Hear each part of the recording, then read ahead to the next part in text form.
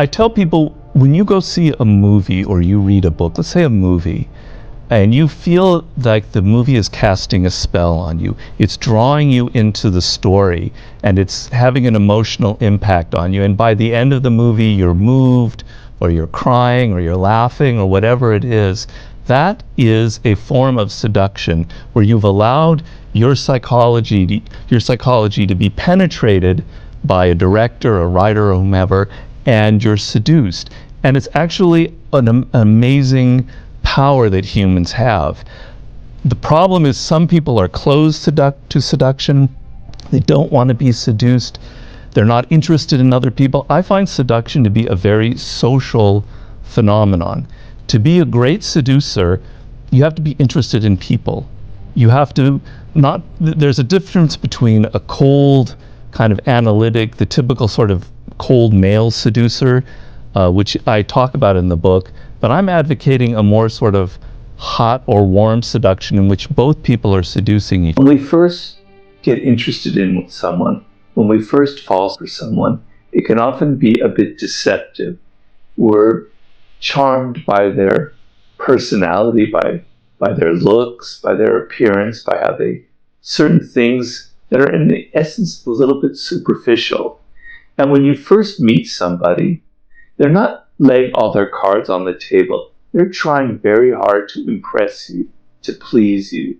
So all the other aspects of their personality that they may be a little bit ashamed of, that aren't so great, they're working hard to disguise it. So you're kind of lured into getting into a relationship with this person, but you don't really know who they are. You don't really know their secrets, their shadow side, their darkness. And then you get involved with them, and then it comes out and they grate you, they irritate you, and you break off the relationship. People complain about the art of seduction and they say, well, shouldn't people just be who they are? Why can't we just be natural and just do what comes, first thing to us? Why do I have to put effort into it? Why do I have to read a book? Well, the thing is, the fact that I say that seduction and romance is like a courtship. It's like a ritual that you'll see animals go through when they're in a mating ritual. Humans have the same thing. It's called courtship. It's called romance. It involves certain steps. It involves getting the other person excited about you and interested in you, etc. And the worst feeling in just the romantic part of seduction, let's just talk about that, is that the other person isn't putting out any effort. They're just being who they are. You go to their house and you have a date and they're just wearing their usual clothes and they've ordered pizza and there's no effort, there's no enchantment, there's no theater. People are dying to be taken out of their lives, out of the banal day-to-day work, and to be taken on a ride. They want enchantment, they want some drama in their life, they want pleasure. I talk about in the book, it's like a child. Seduction is reaching the child of everybody. And when you were a child, you were 1 year old, what was the greatest pleasure you had? It was being picked up by your father, your mother, and kind of whirled around and taken everywhere and lifted and twirled, etc. The sense that someone was taking you somewhere and you were under their control made you laugh. It gave you this incredible pleasure. And that's what happens when you see a movie and it takes you on this journey where you don't know where it's going, what's happening next. People don't have enough of that in their lives. So you have to be able, if you are in that situation where you're looking for a long-term relationship, to look below the surface, to try and gauge the person's character, not their personality, which is different. Their personality is the mask that they wear, how they appear in social situations. You want to look at what's underneath that, all of their character, how strong they are, whether they're a person who shares your basic values about life, who has a kind of inner strength. A very important quality is, can this person take criticism at all, right? So if you're in a relationship for several years, inevitably there are going to be things that grate on you, and you're going to want to tell them what you don't like. And there are people out there that can't take any kind of criticism, the slightest put down, and they explode, they get outraged, and they get almost violent sometimes. You can't be in a relationship if it's someone that you can't criticize or tell that this is behavior that bothers you, right? When I was young, 21, I lived in Paris. I was working at a hotel. And this is sort of when I started getting interested in seduction, because I met a man who worked at this hotel. He didn't work there. He just frequented it, because this is a hotel where all the models stayed in Paris. He was this Brazilian man. He was the greatest seducer I personally ever met. He was good looking, but he had the art down. And he was seducing everyone, and I was just amazed. I couldn't believe, what was the secret to this guy, his success? And one time I was with him, I was walking down the street, and he was with his latest conquest. And this other woman came up to him, all angry and bitter and crying. It was somebody that he had seduced and abandoned. And I go, uh-oh, we're going to see a fight. It's going to get ugly. I took the other woman aside. Let's get away. 30 seconds later, she was completely melted and was back under his charm, and he was like signaling to us to leave. It was because he was like that Errol Flynn thing. He had nothing defensive about him. He was sort of like, yes, I understand. And through his physicality, through the fact that he didn't get angry, that he didn't get defensive, he didn't start defending himself. He didn't say, well, let me explain. No, he just immediately went into this sort of calm, loving, intense attention mode. If you're too direct, if you're too brutal and aggressive, you won't last very long. People won't like you. So we live in a world of soft power. It's in politics, it's in advertising, and it's in seduction. And seduction is women invented seduction. There's no doubt about it. I describe how that happened, why it happened. And when you read a lot of history, as I do, there's not a lot of women disappear in history a lot. There are only a few queens and empresses and courtesans, but their influence on history is incredibly profound, and seduction has had a profound impact on us. The whole idea of enchantment, of enchanting another person, of putting them under your spell, of making them fall in love, whether as just the end of it being love or a form of power, is something that women created and have had a huge impact. Obviously men and women are different. Men tend to be seduced by visuals. The way a woman looks is sort of the primal way of seducing a man. Women are very prone to words, to just hearing, to the verbal aspect. And seducers, the typical Don Juan of the 17th century, which is where the whole Don Juan legend basically began, 15th, 16th century, they discovered that through language, through poetry, through casting a spell on a woman with their words, that this was the weakness that they had. And so many of these great early seducers were just great talkers.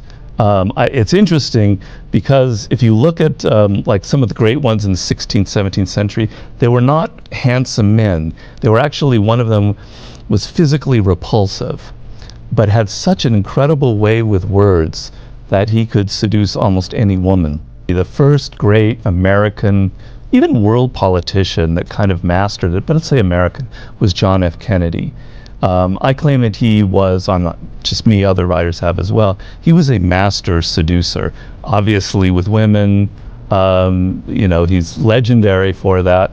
But using television and using Hollywood, the imagery, the icons of Hollywood, his father was a producer in Hollywood, and Kennedy was obsessed with Gary Cooper and Cary Grant and James Dean and Montgomery Clift. He studied them. He knew how to have the same sort of charisma on camera. He was our first television president. And he seduced the American public in a really powerful way. I mean, it was a very close election with Nixon, so it wasn't like a great, it was very close run victory. But it was very powerful in that he set the bar that now a politician has to have a television presence, has to be seductive, and has to find a way to bring people together through language, through imagery. Kennedy was sort of the master.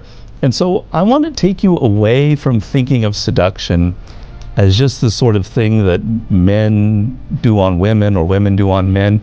It's something that permeates our culture. It's in advertising, it's in marketing, it's on the internet, it's in politics.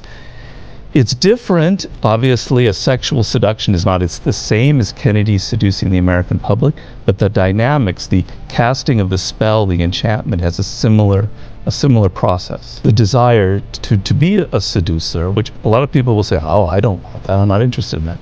And what I'd say in the book is remember the time that you experienced probably in your life when another person had fallen in love with you, and you sensed that you had power over them, that they were under your spell, that the things that you said excited them and interested in them. The walls, the resistance that people normally have are so frustrating. You can't reach your kids, you can't reach your wife, your people at work, they're closed to you.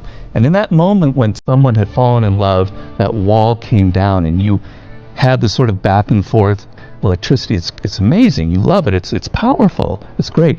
You want that. You don't want the sexual version of it in your office, obviously, but you want to be able to persuade, to get people to lower some of their usual walls and resistance to you. So the first thing is you want seduction in your life. Believe me, you want it.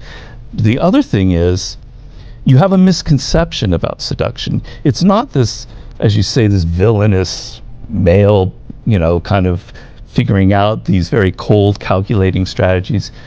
That's not what it's about. There's got to be a naturalness to it. If you're someone that has calculated their way too much in the process of, this is what I'm going to do, step A, B, and C, it's not seductive. People can read it. Seduction, there's a body language to it. There's a kind of nonverbal communication. And we sense that another person is trying too hard. They've read a book. They read The Art of Seduction and they're applying the 24 strategies. It doesn't work. You have to bring out natural qualities that you have. And I maintain in the book that every person has a kind of natural quality that makes them authentically seductive, whether it's the natural who's kind of childlike and spontaneous, or the rake, or the siren, or the ideal lover, whichever type it is, it's in you, it's latent, it wants to come out, and that's what will make you an interesting and good seducer. Humans nowadays, we're too into words. We just talk and talk and talk and talk and talk. And a classic thing in the seduction realm will be a man or a woman saying, I love you. Like, when will they say, I love you, is a big deal. And all I try and tell in the book is, that's not the language of love. That's not the language of seduction. It's something nonverbal. You have to learn this new language of seduction. It has nothing to do with words. It's in your body language. It's in your actions. It's so much more powerful when the other person feels that you love them. There's words that you can use to reason with people, and there's a place for that, and it's important. And there are words that you use to cast a spell. So when we read poetry, when we read Shakespeare, we're not looking for rationality, for logic. We're looking for that spell, for that feeling, for that emotion. One of the greatest male seducers that ever lived was Errol Flynn, the actor. The power that Errol Flynn had, I had to study and figure out what was the secret to success. It wasn't really anything he did. He was completely undefensive. There wasn't a defensive bone in his body. He was open, non-judgmental, and women would say that when you would get into a room with him, you were afraid of this guy. 10 minutes with him in the room and you lost all of your inhibitions.